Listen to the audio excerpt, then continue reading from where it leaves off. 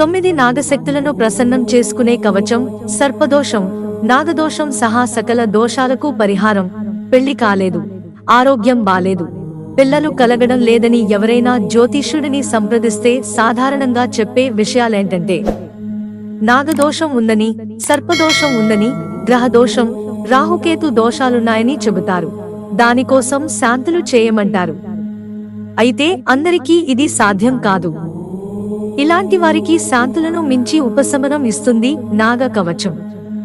వీటితో పాటు మీ తర్వాత ఉత్తర క్రియలు చేసేవారు లేకపోతే ఆ దోషాన్ని ముందుగా తొలగిస్తుంది ఈ నాగకవచం. నాగకవచం, సుబ్రహ్మణ్య కవచం ఒకటే అనుకుంటారేమో, రెండూ వేర్వేరు. ప్రకృతిలో నవనాగ శక్తులు అని ఉన్నాయి. అనంతం, వాసుకిం, శేషం, పద్మనాభం చ కమ్మలం, శంఖపాలం, ధృతరాష్ట్రం, తక్షకం, కాళియం తథా. ఈ 9 నాగశక్తులను ప్రసన్నం చేసుకునే కవచం ఇది. నాగుల చవితి, నాగ పంచమి రోజు ఈ కవచం చదువుకుంటే అత్యుత్తమం. మిగిలిన ఏ రోజుల్లో అయినా ఈ కవచం చేయొచ్చు.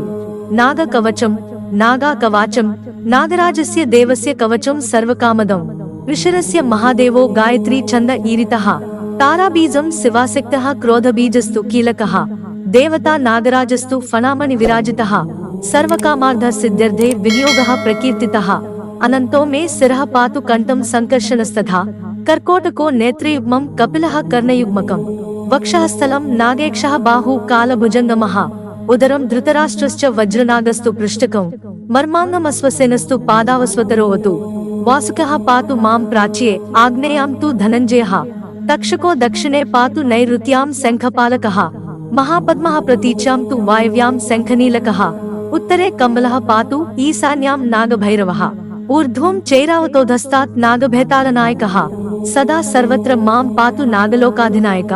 ఇతి నాగ కవచం. నాగ కవచం అర్థం: ఈ కవచం నాగరాజుకి సంబంధించినది, అన్ని రకాల కోర్కెలు తీర్చేది. నాగేంద్రుడు ఓ శిరస్సుతో కాని చాలా శిరస్సులతో కాని ఉన్నట్టు, తలపై మణి ఉన్నట్టు తలుచుకుని ధ్యానం చేయండి. కవచంలో 2 భాగాలుంటాయి.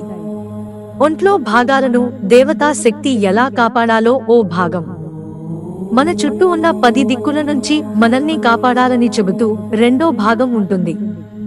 కవచం మొదటి భాగంలో శిరస్సును అనంతుడు, కంఠాన్ని సంకర్షణుడు, కళ్లను కర్కోటకుడు, చెవులను కపిలుడు, వక్షస్థలాన్ని నాగయక్షుడు, భుజాలని కాలసర్పం, ఉదరాన్ని ధృతరాష్ట్రుడు అనే నాగశక్తి, వెనుక భాగాన్ని వజ్రనాగుడు, మర్మాంగాలను అశ్వసేనుడు, పాదాలను అశ్వధరుడు కాపాడాలని అర్థం.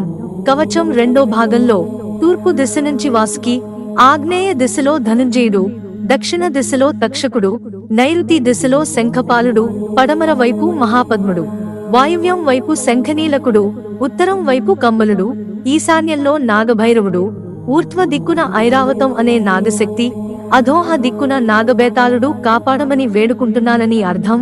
నాగ కవచం పఠించాలి అనుకుంటే ముందు శుచిగా స్నానమాచరించాలి. రజస్వల సమయం, మైల ఉన్నప్పుడు మాత్రం చదవకూడదు. ఈ కవచం చదివేటప్పుడు పచ్చిపాలు నైవేద్యంగా సమర్పించాలి. ఎలాంటి గ్రహదోషాలు, సర్పదోషాల నుంచి అయినా ఈ కవచం మిమ్మల్ని బయటపడేస్తుంది. మిత్రులారా, ఛానల్ సబ్స్క్రైబ్ చేసుకోవడం మర్చిపోకండి. ధన్యవాదాలు.